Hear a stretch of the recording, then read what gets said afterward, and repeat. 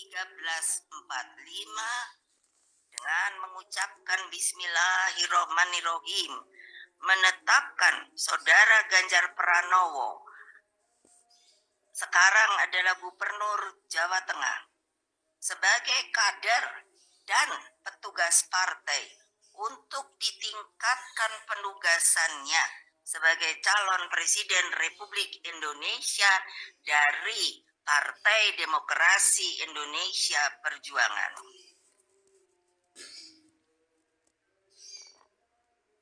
Selanjutnya, saya menugaskan Mas Prananda Prabowo selaku Kepala Situation Room dengan memberikan mandat untuk melakukan monitoring terhadap dinamika politik nasional, bagaimana konsolidasi partai dijalankan, dan pemenangan untuk pemilihan umum 2024. Demikian halnya dengan Mbak Puan Maharani, Ketua DPP Bidang Politik dan juga sekaligus Ketua DPR RI, setelah sebelumnya saya memberi tugas untuk bertemu secara rutin dengan Presiden Jokowi dan berdialog dengan para ketua umum partai politik, maka saya juga memberikan mandat penugasan kepada Mbak Puan Maharani untuk membentuk tim yang dibutuhkan guna memenangkan pemilihan presiden dan pemilihan legislatif tahun 2020.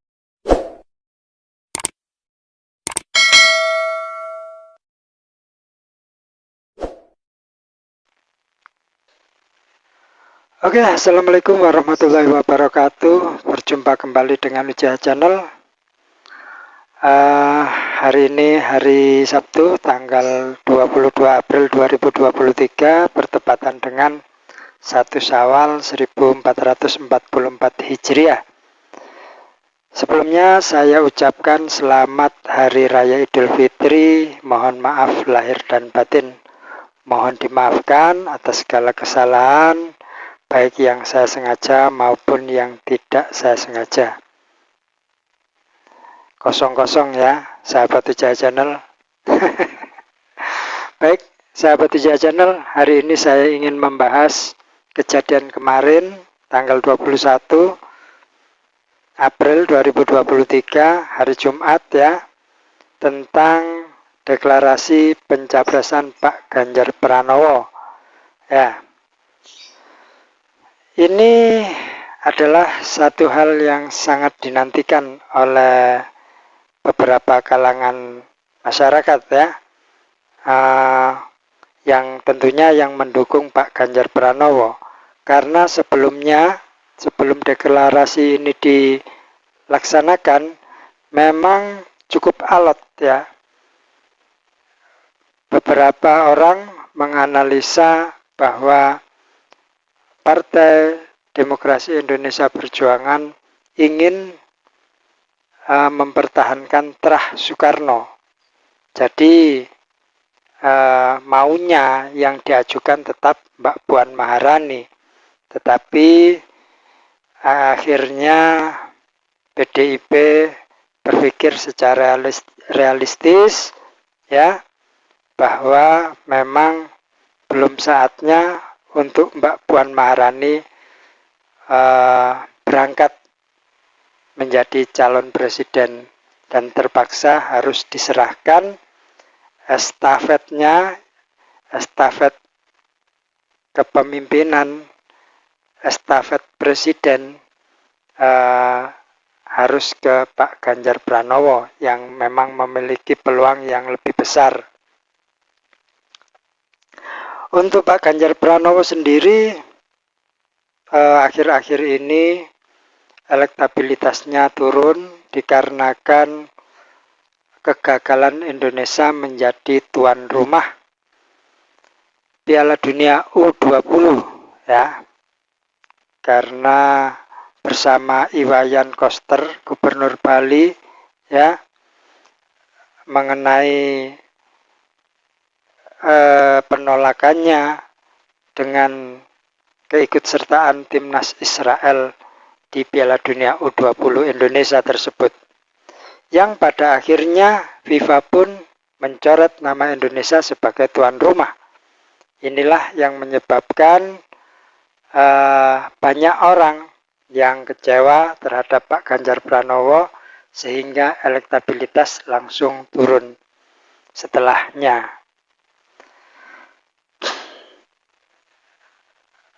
Dan saat ini sudah ada 3 nama ya calon presiden yang siap. Pak Anies Baswedan yang berangkat dengan kendaraan Nasdem ya, kemungkinan juga dibantu untuk menariknya.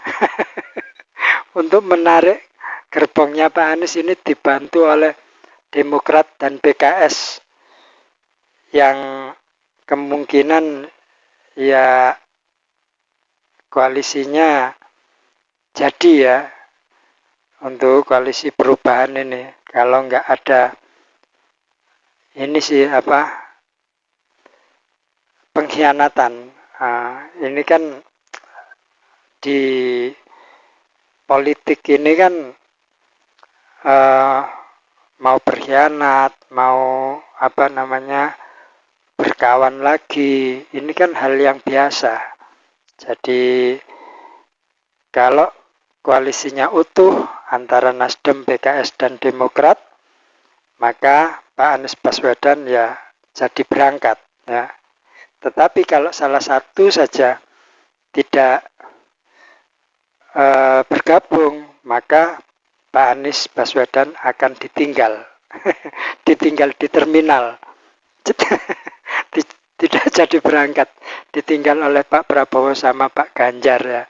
Tapi kasihan ya kalau tidak jadi berangkat, karena beliaunya sudah berkeliling Indonesia untuk semi kampanye ya. Meskipun belum waktunya kampanye, beliau sudah kampanye dan mengatakan siapa presidennya Anies, siapa presidennya Anies gitu. Kalau nggak jadi berangkat, kasihan ya. Mudah-mudahan koalisi perubahan utuh ya, utuh sehingga Pak Anies Baswedan bisa berangkat untuk menjadi capres ya. Dan kemudian Pak Prabowo Subianto yang dari Partai Gerindra ya, yang sudah dideklarasikan, dan ini katanya ya menurut pengamatan cukup bergabungnya PKB ke Gerindra sudah cukup untuk memperlancar pencapresan Pak Prabowo Subianto. Sedangkan Pak Ganjar Pranowo tidak membutuhkan untuk partai lain bergabung, tidak ya, mungkin untuk meningkatkan suara saja untuk koalisinya boleh bergabung. Tapi kalau untuk pencapresan cukup PDIP saja sudah cukup, sudah memenuhi syarat. Teman-teman sahabat Ija Channel yang saya banggakan, dari 3 capres tersebut memang sebenarnya harus pandai-pandai memilih pasangan hidup ya, bukan pasangan hidup menikah, ini pasangan hidup dalam pencapresan ya. Jangan sampai salah pilih pasangan. Nah, ketika salah satu dari 3 capres itu salah pasangan, salah pilih pasangan, maka akibatnya akan fatal ya. Ini contoh saya pribadi saja ya. Untuk ketiga calon presiden ini belum bisa menentukan nanti saya akan memilih siapa, belum bisa menentukan. Baru kemungkinan nanti setelah pengumuman siapa yang mendampingi dari ketiga calon ini. Mungkin bisa memutuskan ya, dan kebanyakan memang seperti itu masyarakat ya. Tanya siapa sih ini wakilnya kan gitu. Itu penting. Jadi memilih pasangan sangat penting bagi capres ya. Jangan sampai salah pilih pasangan. Yang digadang-gadang sangat senter kabarnya terdengar adalah Pak Mahfud MD ya. Tetapi kalau menurut saya pengamat politik kampungan ya, saya ini pengamat politik kampung ya. Untuk Pak Mahfud MD saya rasa belum begitu mengangkat ya, meskipun masyarakat Indonesia lagi mengeluh-elukan beliau ya dengan manuver-manuvernya yang sangat berani ya.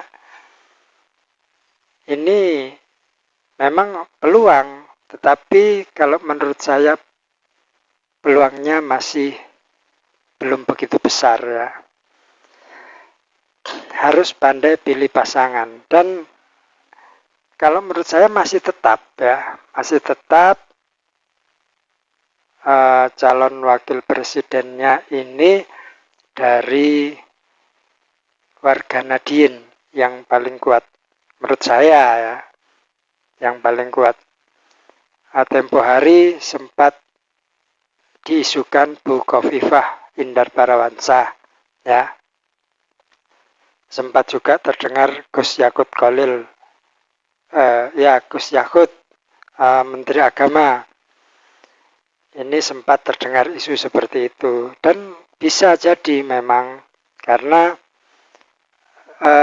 umat Islam khususnya warga Nahdien, khususnya organisasi sebesar PBNU memang menjadi incaran